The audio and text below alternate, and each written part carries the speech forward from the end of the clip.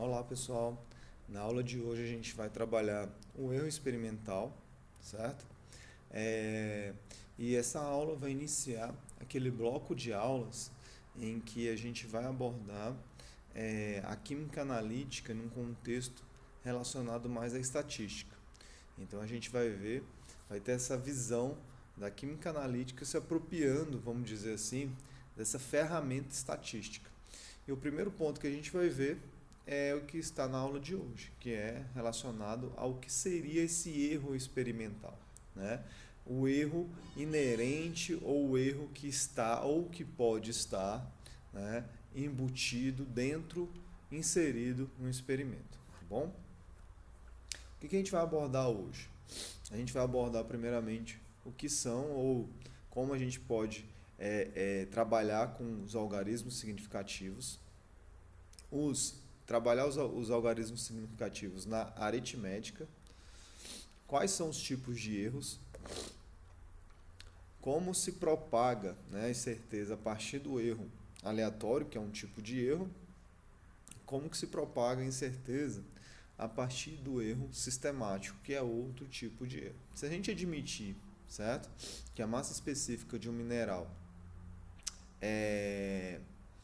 que possui massa de 4,635, mais ou menos 0,002 gramas, e o volume de 1,3, mais ou menos 0,05 ml, como que a gente vai chegar no resultado? Sabendo que massa específica seria o quê? Essa massa dividida por volume desse mineral. A gente já trabalhou, né, bastante com o decorrer do curso, como trabalhar com massa específica, né? Como calcular, que é super simples, é só uma divisão.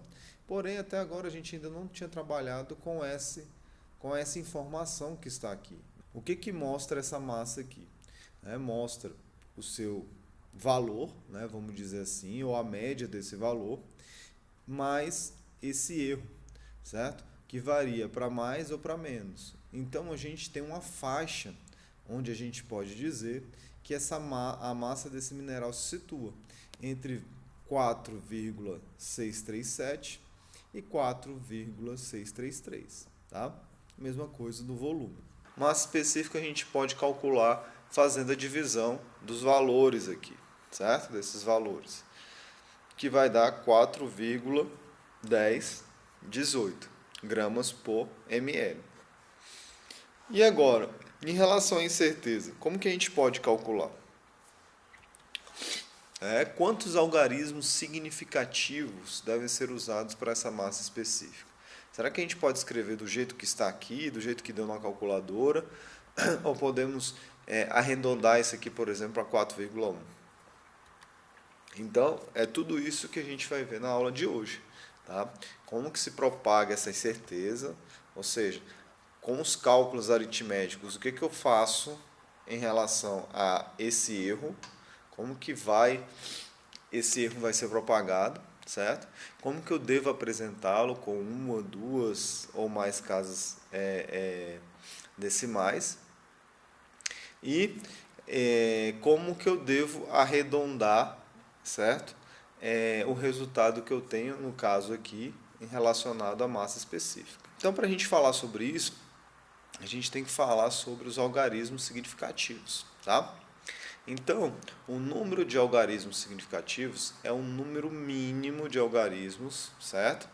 Necessário para escrever um determinado valor em notação científica, sem a perda da precisão.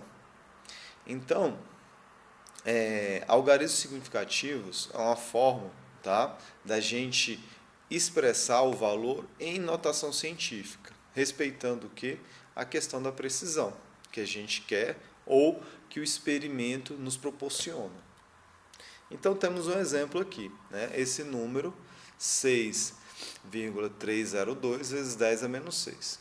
Tá? Ele possui 4 algarismos significativos. Como que você sabe isso, professor? É só contar esses algarismos aqui.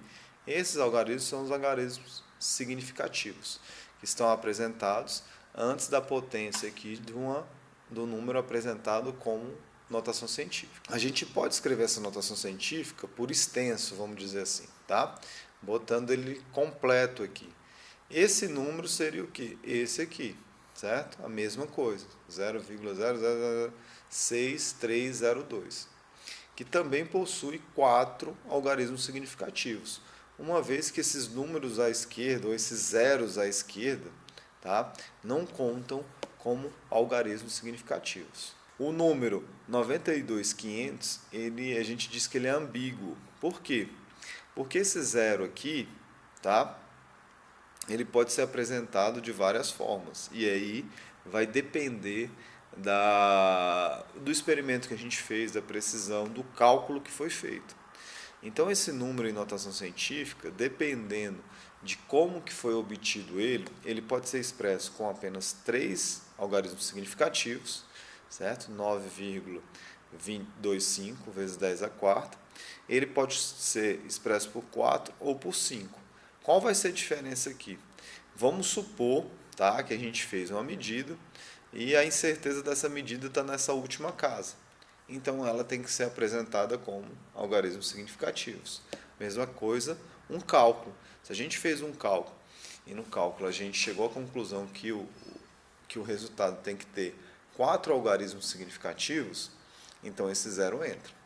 Mesma coisa com 5 algarismos significativos. Se a gente fez um cálculo ou fizemos um experimento em que a incerteza tá nessa quarta casa aqui, a gente vai ter que apresentar esse número como algarismo significativo. Então estamos vendo aqui um resultado, certo, de um experimento feito em um equipamento que nos dá informação de transmitância percentual e absorbância, de uma forma, vamos dizer assim, analógica, tá? Isso aqui é mais uma coisa que aconteceu no passado, né, ou com equipamentos mais antigos. Mas ele ilustra bem o que a gente vai falar sobre a questão da incerteza. Qual a incerteza que a gente tem? Isso aqui também a gente pode ver muito, por exemplo, né, nos laboratórios, em vidrarias, principalmente pipetas e buretas. Tá? Mas o exemplo ele vai tratar da transmitância e da absorbância.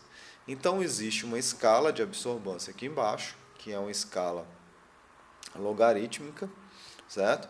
E existe uma escala, vamos dizer assim, linear aqui em cima, tá?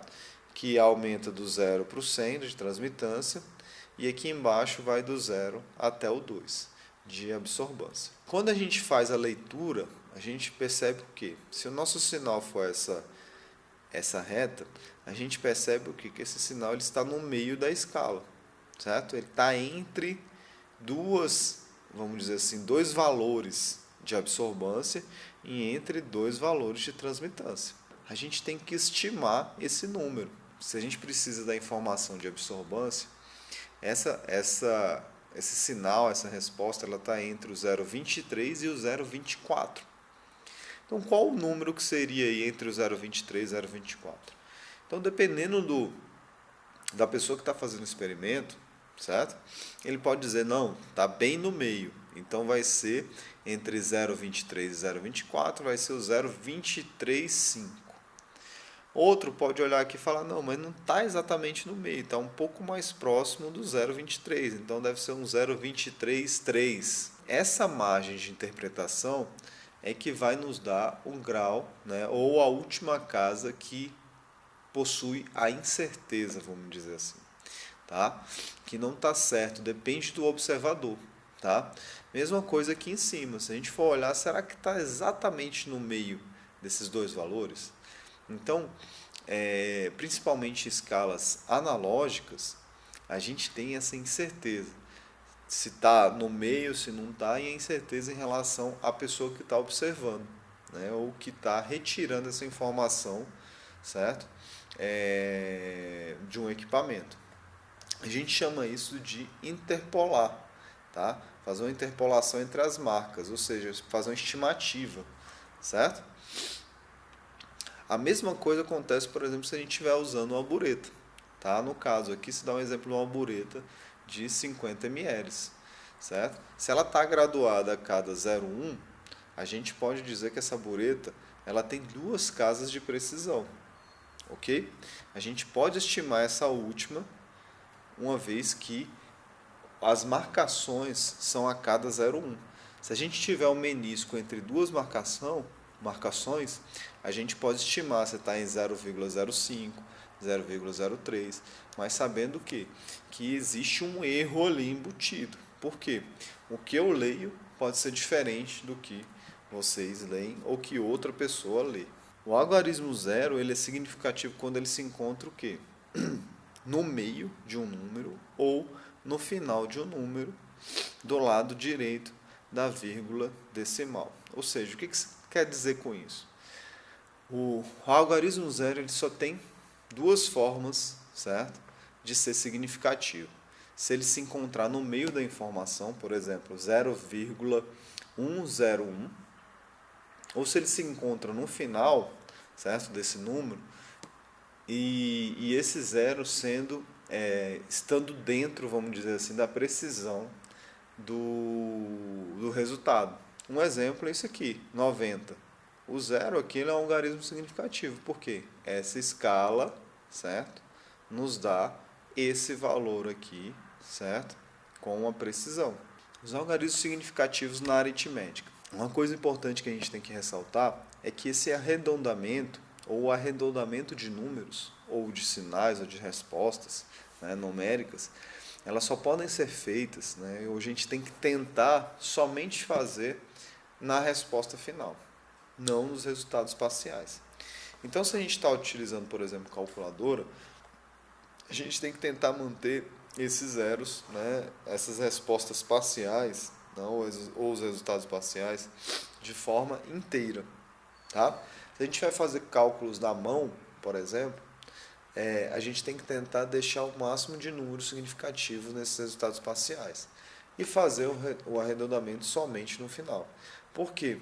Se a gente fizer arredondamento nos resultados parciais, a gente está acumulando esses erros de arredondamento e a gente pode ter um resultado distante daquilo que teríamos. Então, na adição e subtração, a gente está vendo aqui uma adição. Então, primeira coisa, para fazer uma adição, adição com números em notação científica, né, que está aqui no caso. Os expoentes, tá, seja na adição ou na subtração, eles têm que estar na mesma casa. Tá? Não pode estar em casas diferentes. O que seria isso, professor? Olha, esses expoentes aqui, eles têm que ter o mesmo número. Para o resultado, né, no caso aqui a gente está mostrando dois valores que têm 4 algarismos significativos. Tá? Então a gente soma eles, vamos ter um resultado com 4 algarismos significativos também. Tá? Respeitando o número de algarismos significativos que a gente tem, certo? No início do cálculo, ou seja, aqueles números que a gente utilizou para calcular. Agora, se a gente faz uma soma, certo? Com valores que têm o mesmo número de algarismos significativos e o resultado dá um número maior, na soma, na adição e na subtração a gente pode obter resultados, certo? Com mais algarismos significativos do que aqueles de entrada ou menos, tá? A gente pode obter na soma e na subtração resultados dessa forma.